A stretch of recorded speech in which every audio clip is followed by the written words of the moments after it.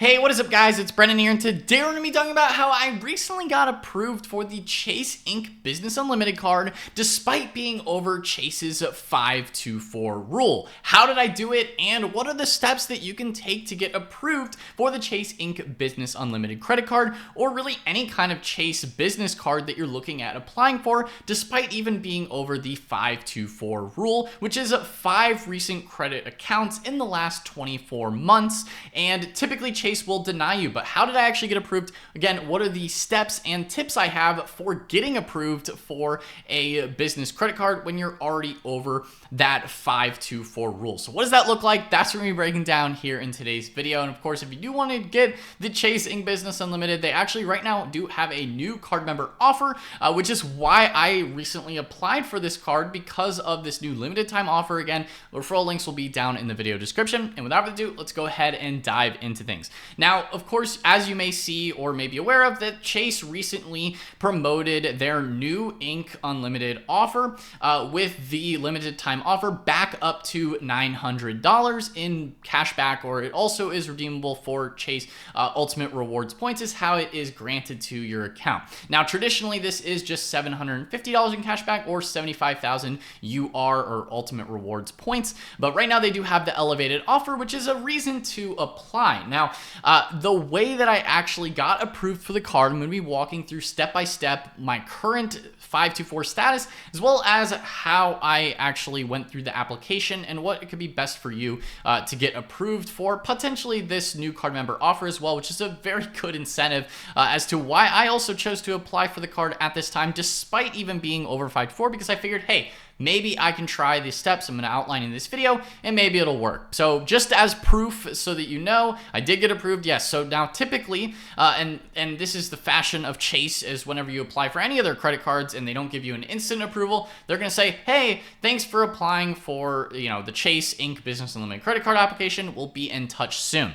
Now, in terms of my process with calling them as well, I did need to call them, which is another thing that you probably need to do in order to go through this process if you get this type of message initially when you go through the credit card application. Hey, thanks for requesting a new card. Basically, it's like, we'll be in touch. We'll think about it, but to actually convince them, there are some steps that you can take to convince Chase and be like, hey, please give me this credit card. You can beg to them on the phone and maybe they'll give it to you as long as you're nice and you follow along again with sort of some general guidelines and tips when you're applying for business credit cards. Now, as you can see here, just as proof, again, your new Chase credit card is approved. So I did get approved. Congratulations, your new credit card is approved. This email shortly came right after. And as you can see, this is about an hour after I called their customer service line. I was like, let me try and see if we can get it through. Now, again, Chase 524, just to reiterate, is typically the rule that you must have opened fewer than 5 personal credit cards from any issuer in the past 24 months to be approved for most Chase credit cards.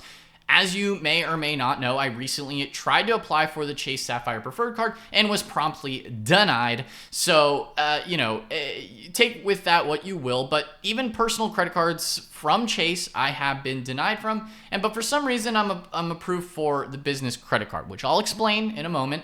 But typically, you want to have under 5 in the last 24 months to get a business credit card, even if you're at 424, because business credit cards don't report the same way to credit bureaus, it doesn't count against you, but typically Chase does still want you to be under that 524 limit. So how does this work? What did I do? Again, I also want to reiterate that I did actually mention this in the Anthony Venture Discord chat. He's a fellow YouTuber in personal finance space. And lots of reactions here for getting approved for Ink Unlimited after calling in with 724, or at least so I thought I was at 724. We'll break down my actual status and all the specifics in just a moment here. But yeah, lots of reactions, lots of fire getting approved at 724, which is pretty funny. People say it's tempting. Gabe here again. And if you have already applied for the card recently, as long as it's within 30 days, you can also ask them to match that $90K offer like I talked about at the top of today's video. So what is my current 524 status? Before we get into the actual account application step-by-step process on how to apply, and then also how I'm going to be hitting that minimum spend as well. I'll also mention that in this video, but what is my actual 524 history? So just for data points and to make it very clear to you guys, is that I recently have, as you can see here, 1, 2, 3, 4, 5, 6, 7 cards in the last 24 months. Now, I say 724, but technically maybe it's 624, but that's still over 524. If you want to count this JP Morgan Chase card, this was their Amazon credit card about 2 years ago now. Again, this just fell off as of September, in the month of September, because I got this in August of 2 years ago. It should no longer count, but sometimes it might be the month after it counts. So whether, take that with that what you will as far as data points. Sometimes they count it into September as well for approvals. So that one may or may not actually count against me, whether that is technically counting 724, maybe I'm actually just at 624. So what does that look like, right? Obviously, then you have these cards are all going to add up to be 624 within personal credit card limits. Now, I will explain also my experience with the rep on the phone and how that process went. Again, in just a second here, going through the actual application, the questions that they asked me, as well as far as how to get approved and what that process looks like. But this is just proof here as far as my actual 524 status. And so I really shouldn't be under it until as early as December, being even under 524. So what did I put on the application? What did my experience with the rep go? So when you're actually going through the application, in my opinion, the best way to get approved is to, at least from my experience, is to really make the case that you're trying to separate personal and business expenses. Now, obviously, if you are going for a business credit card, such as the Business Unlimited, you should at least have a business, right? At the end of the day, that's the point of applying for a business credit card. I know some people just kind of milk it for points, but at the end of the day, you realistically are going for a business credit card because you actually do have a business that you want to use the credit card and spend your business spend on this business credit card, right? And that's a legitimate purpose, of course. If you have a separate business, you want to put your business expenses on the business credit card. It can be helpful. That's essentially, I know some people just apply for them because it's more cards you can apply for, more sign-up bonuses, or more rewards that you can earn through your spend. But ultimately, if you're going for this, you should at least have a business. Now, the structure of your business may or may not impact this, although I'm just going to share my experiences with the rep and how I made the case for getting this card. Now, for the application, we'll first walk through that because that is kind of the basis of the questions that the reps will ask you on the phone. And again, this does depend on the rep that you get. From Chase, the guy I got was pretty nice, pretty chill. And just kind of reiterated the how I answered this. And so that's what we're walking through now, in terms of what I put here, I put owner. Now, you could go for something else, but in my case, I selected owner for the officer title. I put in first name, last name, of course, date of birth, tax ID type.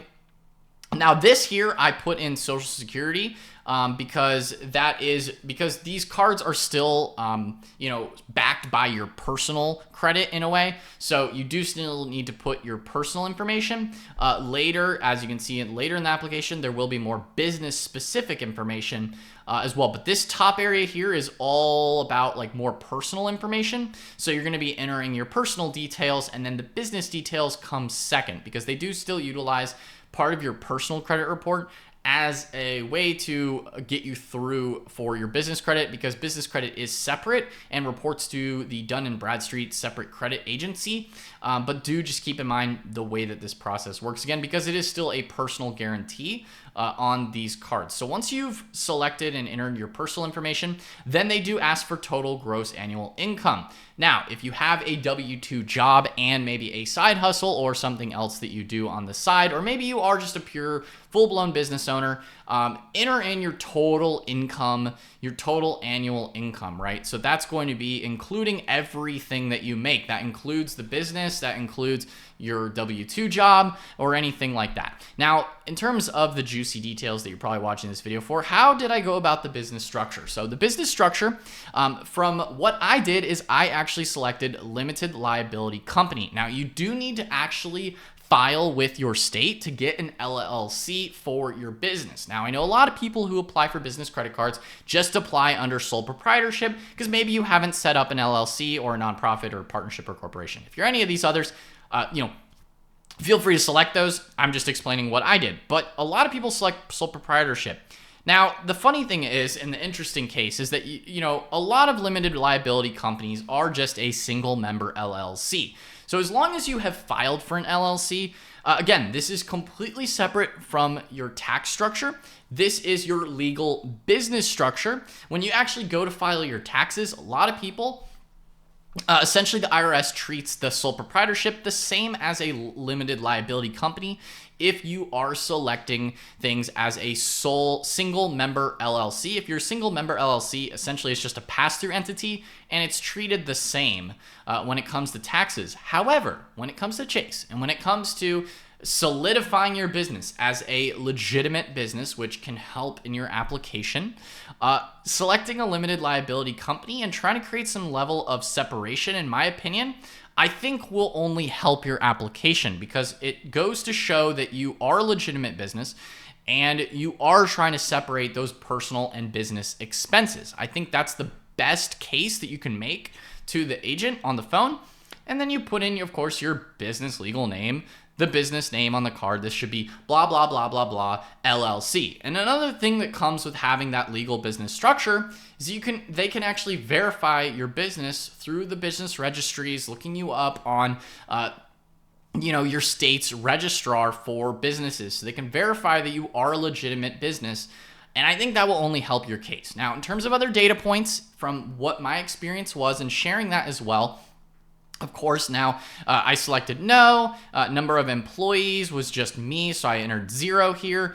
Business name, of course, the business name that you're applying for. And then the EIN. Now, your EIN you will get from the IRS when you initially file for your articles of, and when you get your LLC, that is going to be your EIN. Now, I applied under my EIN. You could also apply under an SSN or ITIN.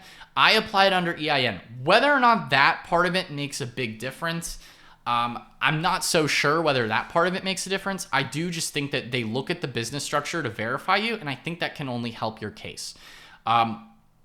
Next, of course, if you have a physical business address, you would type that in, or if it's the same as personal. For me, it's the same as personal, so I just put in yes, okay. And then you enter in your business financials. Now, this is something as well that will help you in terms of the application. The amount of money that you actually have in your business established date, and annual business revenue, you're going to enter that information in. Now, for me, my business was established roughly in 2019, so it's over 5 years old, which does help give some legitimacy and some history there for Chase in terms of the business category. Again, this you go through here, select your business category. For me, it's in digital marketing and things like that, so it's more in the information side. If you go through there, you select your business classification, you select and add in your annual business revenue, and then your estimated monthly spend. Now, I would recommend putting at least some, actual legitimate range of your estimated monthly spend. That will help you on the application. And for employee cards, of course, I don't actually have any employees, so I did not select that. You go through and you click submit. Now, what are the questions that they asked me on the application? So they wanted to verify primarily the business revenue. And again, this is different from the business profit. The rep asked specifically, what is the business profit? So I told him, right, what is the estimated monthly spend? What are you actually going to be spending on the card? I told him, hey, I'm going to have accounting software. I'm going to have maybe equipment for the business, right? Some technology, camera recording equipment, things like that, right? If I need that for the business, that's the kind of expenses I'm going to have on there. Maybe website hosting, those kind of things. You list out the types of expenses and just reiterate that you want to separate business and personal spend.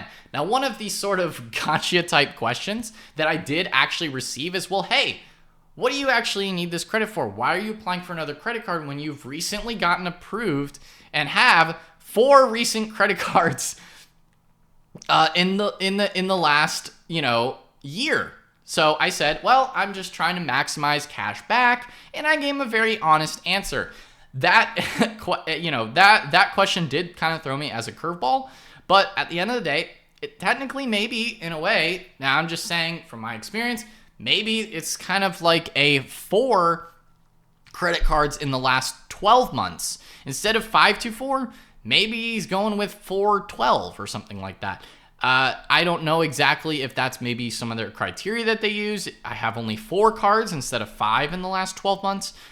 Traditionally, it's 524 is the rule for Chase. And the reps will even tell you that on the phone, like they told me when I got denied for the Chase Sapphire Preferred. But maybe it's because I only have 4 in the last 12 months. Maybe that's sort of what they partially use. I'm not completely sold on that, but it was something that he did specifically say 4 cards in the last, so many months, right? In the last 12 months. So that's something else that he did ask. And I just kept reiterating, I want to separate business and personal expenses. One other big data point is I don't actually have any other business credit cards at the moment. I don't have any other Ink cards. I don't have any other business credit cards in my mix. So this is actually my first business credit card. Maybe that also helped because he probably saw that in the report that all I have is personal credit cards and I wanted a business credit card. That may have also, it definitely impacted the process of getting approved. I do not have a Chase business checking. So maybe that's kind of like, hey, he's getting in the business ecosystem. Maybe he'll open that. He did not mention that at all on the call about having or not having the business checking account with Chase. But that's maybe another reason why they might want to get you in the door with a Chase Ink Business Unlimited card because, hey, this guy doesn't actually have any business credit cards from his credit report. And this is his first one. So maybe that's also going into the application process and, how I ultimately got approved with, 724 or call it what you will, maybe 624, and got approved after calling. So, initially I got the soft denial. Thanks for requesting, whatever. Have a good day. And then congratulations, your card is approved. So, maybe these data points kind of help you go through the process of applying for a Chase Ink business card. It's, I think they're a pretty good card, especially with that new sign-up bonus. Could be worth doing. Again, hopefully this information helped you as far as what to put in the application, how to make a case for yourself as far as separating those business and personal expenses and making sure that you are a legitimate business. Honestly, I think as long as you have a legitimate business with some level of meaningful income coming in from the business, I think that Chase is going to probably approve you. Again, maybe some of these data points can help you in the application process. And, maybe they're also trying to push people through because they have a new offer and they want to promote the card. Hey, maybe that's also part of it. But anyway, guys, I hope you found this video helpful on the Chase Ink Business Unlimited, how I got recently approved with 724 or 624. I think it's pretty impressive. I think a lot of people are like, wow, that's crazy because most people get denied. So this is my data points. I'm just sharing my personal experience. Take with it what you will. And by the way, just as a final here, I intend on putting my tax expenses to hit that $6,000 in the first 3 months. Do with that what you will. But that's how most people probably hit their minimum spend is by putting their quarterly estimated tax bill on there, paying that small fee, but what you get back in the sign-up bonus is well worth it. So guys, hopefully you found this video helpful. Again, if you did, then be sure to smash that like button, hit the subscribe button as well, and notification bell so you're notified whenever I upload a new video. Anyway, guys, that's all for today's video, and I'll see you in the next one. Peace out.